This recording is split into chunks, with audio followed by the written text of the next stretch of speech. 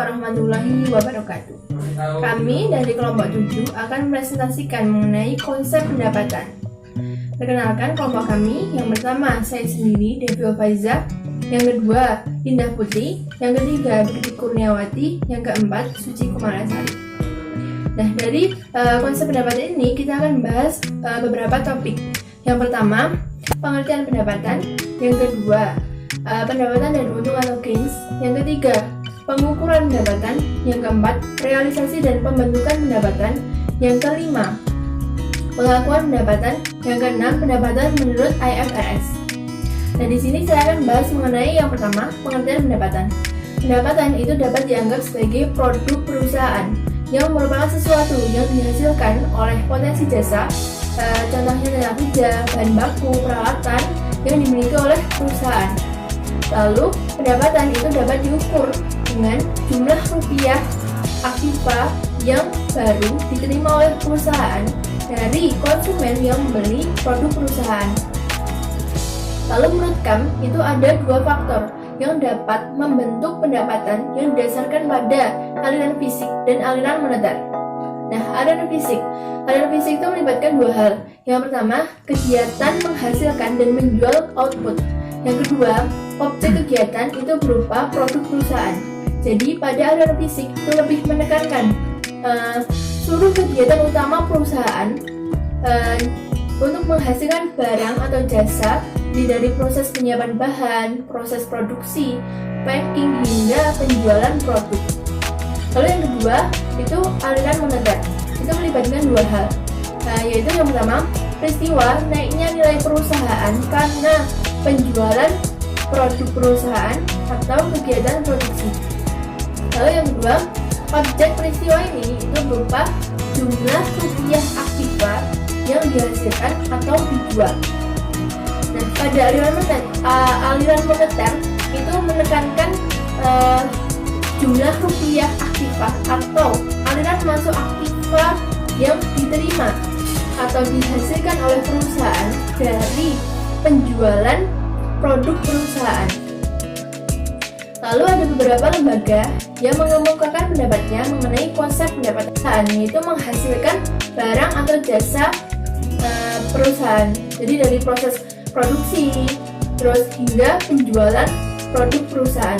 Lalu kita akan bahas yang kedua, pendapatan dan untung atau gains. Ada beberapa pandangan yang berbeda mengenai apa saja yang termasuk dalam elemen pendapatan. Karena pendapatan itu kan dari kenaikan aktiva yang berasal dari berbagai transaksi, tapi tidak semua transaksi itu dapat dikatakan pendapatan. Nah, kenaikan aktiva itu bisa berasal dari yang pertama, transaksi modal atau pendanaan. Itu contohnya investor menginvestasikan dananya di perusahaan. Lalu yang kedua, keuntungan dari penjualan yang bukan produk perusahaan, seperti aktiva tetap, lalu surat berharga. Jadi keuntungan, misalnya keuntungan dari penjualan saham, keuntungan dari penjualan mesin lama yang umur ekonomisnya sudah habis. Lalu yang ketiga itu ada hadiah, sumbangan atau temuan. Lalu yang keempat itu penyerahan produk perusahaan berupa hasil penjualan produk perusahaan. Nah, penentuan mana saja yang termasuk elemen pendapatan itu tergantung pada sudut pandang yang digunakan. Ada dua sudut pandang. Yang pertama itu pandangan yang luas tentang pendapatan. Itu bahwa kenaikan aktiva itu berasal dari keuntungan dari penjualan yang bukan produk perusahaan.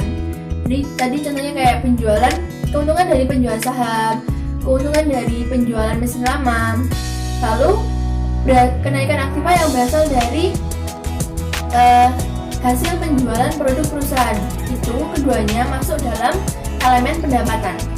Lalu yang kedua, pandangan yang lebih sempit tentang pendapatan. Itu bahwa kenaikan aktiva itu hanya berasal dari hasil penjualan produk perusahaan dan tidak memasukkan keuntungan penjualan dari aset tetap atau keuntungan dari investasi itu sebagai elemen pendapatan.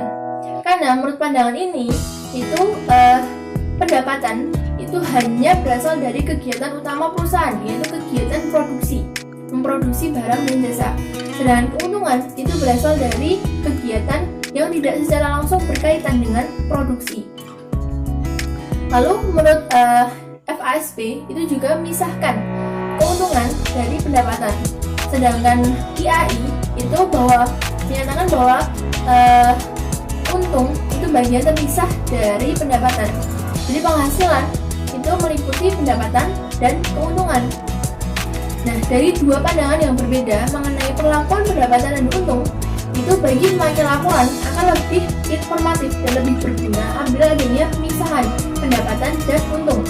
Karena jika ada pemisahan itu, pemakai laporan keuangan itu akan lebih jelas membedakan kenaikan akibat itu apakah berasal dari kegiatan utama perusahaan atau kegiatan sampingan perusahaan. Yang selanjutnya yaitu pengukuran pendapatan. Pendapatan diukur berdasarkan nilai tukar produk atau jasa dari transaksi yang bebas. Nilai tukar tersebut menunjukkan ekuivalen kas atau nilai diskonto tunai dari uang yang diterima atau akan diterima. IAI juga menganut prinsip yang sama, yaitu mengukur pendapatan berdasarkan nilai wajar. Dalam beberapa hal, nilai tersebut mungkin ekuivalen dengan harga yang telah disepakati dengan pembeli. Namun, cadangan tertentu harus dibentuk sampai kas benar-benar diterima. Contohnya adalah penjualan kredit. Pada penjualan kredit, pendapatan yang dihasilkan mungkin kurang karena adanya potongan penjualan yang diberikan kepada pembeli. Yang menjadi pertanyaan di sini adalah jumlah rupiah yang mana yang akan diakui sebagai pendapatan. Secara umum, jumlah rupiah neto merupakan dasar yang paling tepat dibanding jumlah kotor, karena potongan tunai penjualan merupakan sarana dalam menentukan harga jual. Kemudian, pembentukan pendapatan dan realisasi pendapatan. Kedua konsep ini berbeda namun saling mendukung dalam menjelaskan pendapatan. Pembentukan pendapatan menjelaskan proses terjadinya pendapatan. Secara konseptual, pendapatan dianggap terbentuk bersamaan dengan seluruh proses berlangsungnya kegiatan. Proses pembentukan pendapatan dimulai dari kegiatan produksi, penjualan, dan pengumpulan piutang. Sehingga selama kegiatan produksi, otomatis telah terbentuk pendapatan meskipun belum terjadi penjualan. Jadi, pendapatan belum terbentuk sebelum perusahaan melakukan produksi. Realisasi pendapatan. Konsep ini berbeda dengan konsep pembentukan pendapatan. Realisasi merupakan dasar teknik akuntansi untuk menentukan atau menandai pengakuan pendapatan. Atas dasar konsep ini, pendapatan baru terbentuk setelah produk selesai dikerjakan dan melalui penjualan. Yang menjadi pertanyaan di sini adalah kapan pendapatan diakui atau dijadikan dalam laporan keuangan. Hal ini berkaitan dengan kriteria pengakuan pendapatan yang akan dijelaskan oleh Bukti Kurniawati.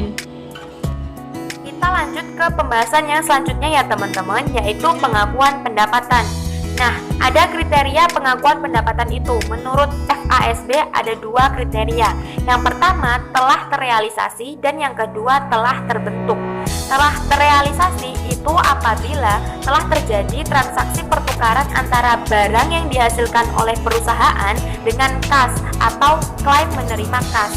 Sedangkan telah terbentuk itu apabila proses menghasilkan barang atau jasa dalam suatu perusahaan itu telah terjadi dan secara substansial itu telah selesai. Nah, selanjutnya yaitu saat pengakuan pendapatan. Jadi pendapatan itu dapat diakui pada saat-saat tertentu. Ada 4. Nah, yang pertama yaitu pendapatan diakui selama kegiatan produksi. Artinya, perusahaan itu dapat mencatat dan mengakui pendapatannya selama proses produksi. Jadi meskipun produk atau barangnya itu belum jadi atau masih dalam tahap produksi, perusahaan itu sudah bisa mencatat dan mengakui pendapatannya. Nah, besarnya pendapatan yang dicatat dan diakui itu berdasarkan metode presentasi penyelesaian. Jadi seberapa besar presentase penyelesaiannya. Contohnya itu perusahaan kontraktor.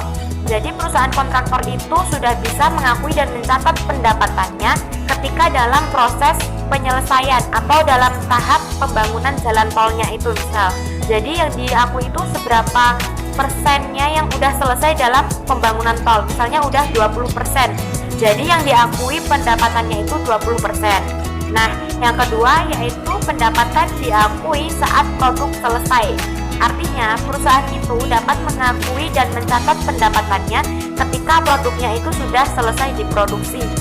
Jadi, besarnya pendapatan yang dicatat dan diakui itu tergantung dengan seberapa banyak produk yang telah selesai diproduksi. Nggak berpengaruh produk yang telah selesai diproduksi ini dijual langsung atau dimasukkan ke gudang. Itu tidak masalah, yang penting ketika produknya ini sudah selesai, sudah jadi, maka perusahaan mengakui pendapatannya. Kemudian yang ketiga yaitu pengakuan pendapatan pada saat penjualan. Jadi perusahaan itu mencatat dan mengakui pendapatannya pada saat transaksi penjualan, baik itu penjualan secara tunai maupun penjualan secara kredit. Nah, yang keempat yaitu pengakuan pendapatan berdasarkan kas yang diterima. Artinya, perusahaan itu mencatat dan mengakui pendapatannya itu ketika menerima kas, baik itu atas transaksi penjualan secara tunai maupun menerima pelunasan piutang dari transaksi-transaksi sebelumnya. Pendapatan menurut IFRS. IFRS memberikan kriteria pengakuan pendapatan di IAS 18 antara lain. Yang pertama adalah penjualan barang. Pendapatan dalam penjualan barang harus diakui jika kondisi ini telah terpenuhi. Yang pertama adalah entitas telah mengalihkan kepada pembeli resiko signifikan dan kepemilikan barang tersebut. Yang kedua, entitas tidak lagi menahan keterlibatan manajerial. Yang ketiga, jumlah pendapatan dapat diukur secara handal atau variabel. Yang keempat, kemungkinan bahwa manfaat ekonomis yang dikaitkan dengan transaksi akan mengalir ke entitas. Yang kelima, biaya akan muncul atau yang akan muncul dalam transaksi tersebut dapat dilakukan secara handal. Kedua adalah penyediaan jasa.